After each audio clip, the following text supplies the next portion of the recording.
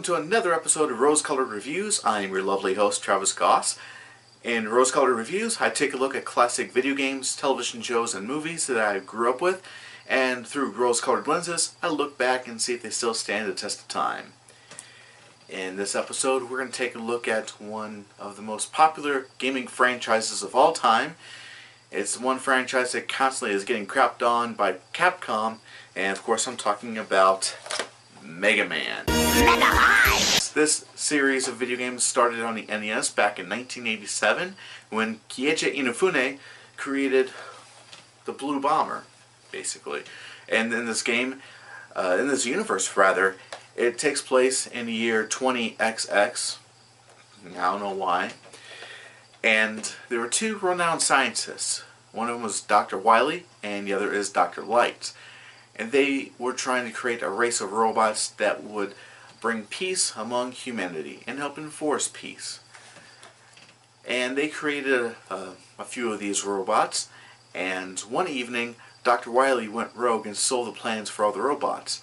Prior to all this, Dr. Light built his own robot to be his own personal assistant, and he was named Rock.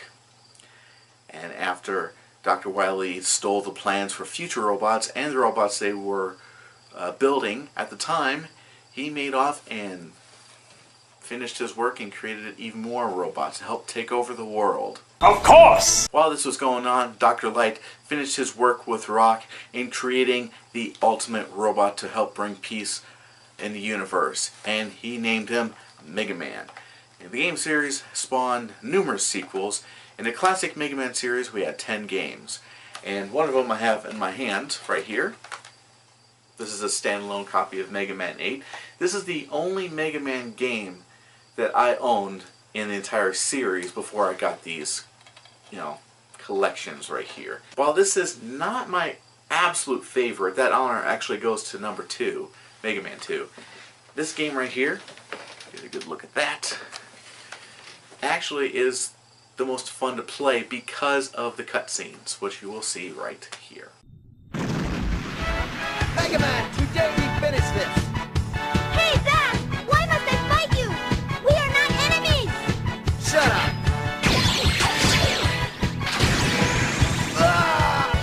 Rush jet! Whoa! Zach, you'll have to take care of this some other time. Dr. Light, what is the problem? A strange meteor has fallen to Earth just a while ago. This meteor seems to be emitting a powerful energy signature. Something this powerful must not fall into the hands of evil. And as you can tell, the voice acting is fantastically bad. The animation, though, hey, it's your typical Japanese animation. Awesome stuff. I love it. But the voiceovers and the cutscenes, that's what takes the cake for this game. It's a solid title, your typical run, jump, shoot, all the good things that make Mega Man awesome. But the voice acting is the funniest part. It's actually the best part of the whole game. And to talk about the entire series itself, the classic series, it goes like this. I know in a previous episode of I Got Gameplay, I mentioned that the first Mega Man game I ever played was the first Mega Man game that came out in '87. Actually, when I thought about that after I said that in that particular episode, I got to thinking, really the first time I ever played a Mega Man game was in 1989, and shortly after the release of Mega Man 2, and after I got a Nintendo, I rented it from the local video store. My brother and I spent the weekend together at his apartment, hanging out, had a nice little time. We were even watching UHF, which is a fantastic Weird Al Yankovic movie. In fact, it's the only Weird Al Yankovic movie. Anyways, moving on. And we played the hell out of Mega Man 2. It was awesome. I love it. Unfortunately, we didn't finish it. We came close, but we did not finish it. Thank goodness I had a password system set up. The Mega Man series eventually came to the Super Nintendo in 1993 in the form of Mega Man X. And here's the Mega Man X collection for the PlayStation 2. Get a look at that. In the Mega Man X universe, it started 100 years later, so it was 21XX. And an archaeologist by the name of Dr. Kane came across a robot that was built by Dr. Light 100 years previously, of course, which makes sense. And this robot was very special. he actually had emotions, feelings, free will. You know, he's basically half human, half robot. And Dr. Kane, upon discovering X, decided to go ahead and create more robots just like him. And they were called Reploids. He wanted to create robots that help bring peace among humanity and bring, you know, pretty much ensure justice.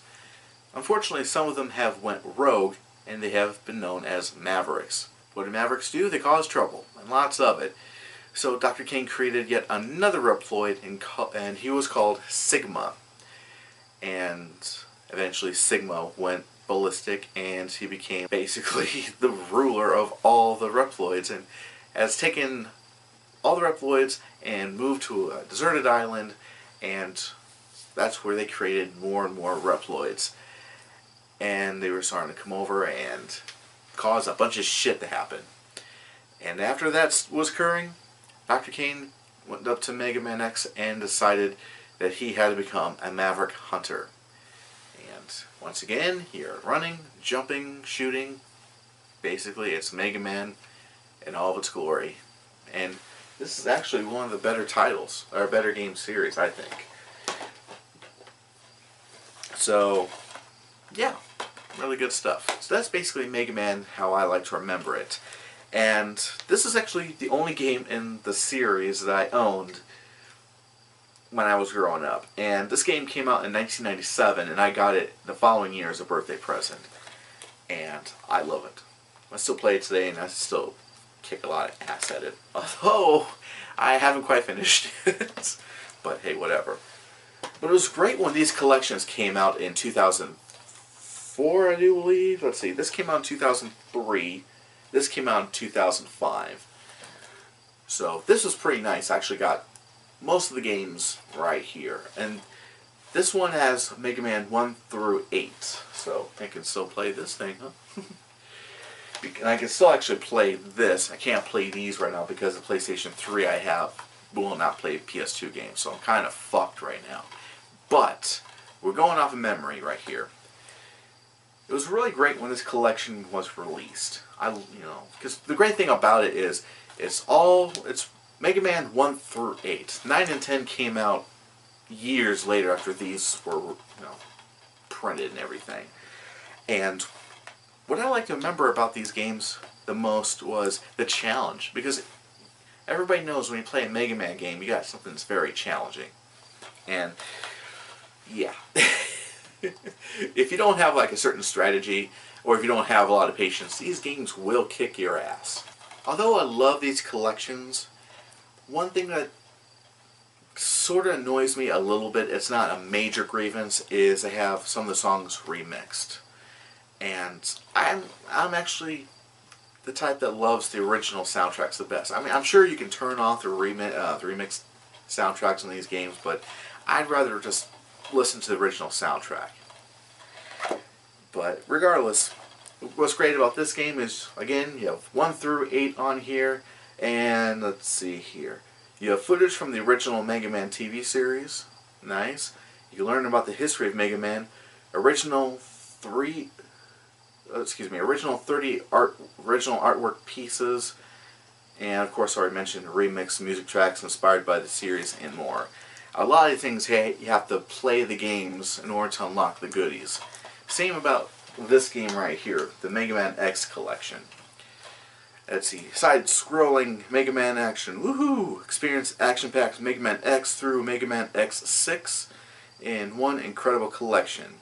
And of course I don't have X7 or X8.